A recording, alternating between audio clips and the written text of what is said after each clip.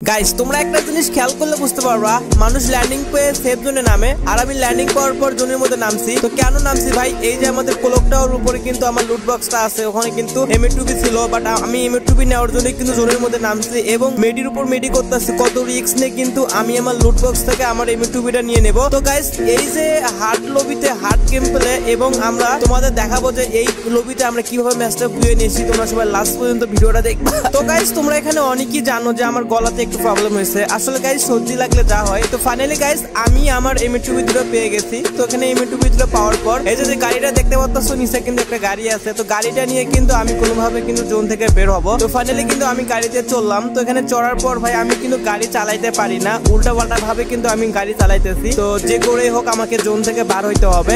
আর এরকম সিচুয়েশনে ম্যাচটা বুঝে আনা কিন্তু খুবই ক্রিটিক্যাল। দেখো আমাদের টিমমেটের অবস্থাগুলো দেখো, এক এক করে শামিম কিন্তু নক হয়েছে। তো এক এক করে কিন্তু সবাই নক হবে, হাসানও কিন্তু নক হয়ে গেছে। তো গাইস এখানে দেখো আমি গাড়ি চালাইতেছি এবং আমার সামনে ওই যে একটা ম্যান কিন্তু করতেছে, ফায়ার করতেছে। আমি তাকে কোনোভাবে কিন্তু দুইটা শট মারছি। তো এখানে শট মারার পর কিন্তু ও নক হয়েছে।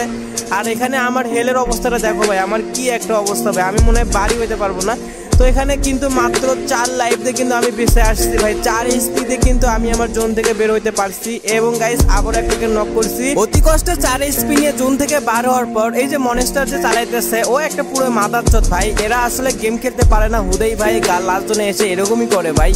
এই চুদমানির প্লেয়ারের জন্য আমি জাস্ট লাস্ট জোনে অনেকগুলো বুয়ে মিস করি। মানে আমরা প্রায় যে স্কোরটা আমরা গেম প্লে করি সবাই ভাই অনেক বুয়ে হাতছাড়া করে ফেলছি এই খাঙ্কি ব্যাটারের জন্য লাস্ট জোনে এসে।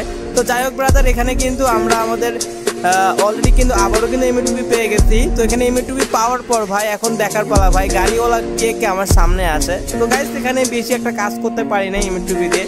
তো এখানে খালি শুধু ভয়ে ভয়ে আসছি যে কখন ভাই কোন দিক থেকে গাড়ি এসে ডলা দেয়। তো সেটা আমি সেটা ভাবতে ভাবতে কিন্তু অলরেডি সুধীর বেড়া আমাকে কিন্তু নক করে ফেলছে ধাক্কা দিয়ে। তো ভাই কি কমু ভাই, এদের অত্যাচার ভাই, এদের কাস্টমার পেলে এদের প্যান্টটা খুলে দিতাম। তো যাই হোক ব্রাদার, এরা ভাই এরকম করেই গেম প্লে করবে, এদের খেলার তো কোনো সামর্থ্য নাই। তো আমাদের জোন পুষার আরাফাত কিন্তু আবারও রিভাইভ দিতে যাবে। তো আমি একা মরছি দেখে এখানে গুরুত্ব দিতেছে না। তো আমার টিমমেট যদি আরেকটা মরে তাহলে কিন্তু সে অবশ্যই জোনের মধ্যে যাবে। তো দেখা যাক ভাই এরকম ম্যাচটা আমরা কি বুঝে আনতে পারবো কিনা। তোমরা যারা আমাদের ভিডিও দেখো, যদি আমাদের ভিডিও 1% হলেও ভালো লাগে তাহলে আমাদের পেজটা ফলো করে রেখে দিবা।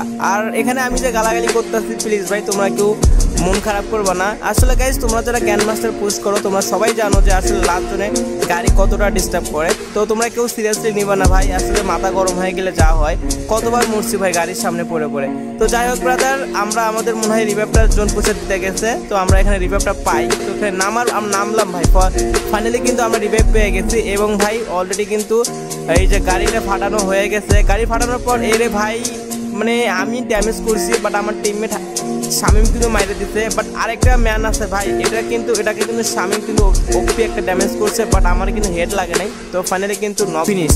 তো এইভাবে কিন্তু আমরা কঠোর পরিশ্রম করে ম্যাচটা বুঝে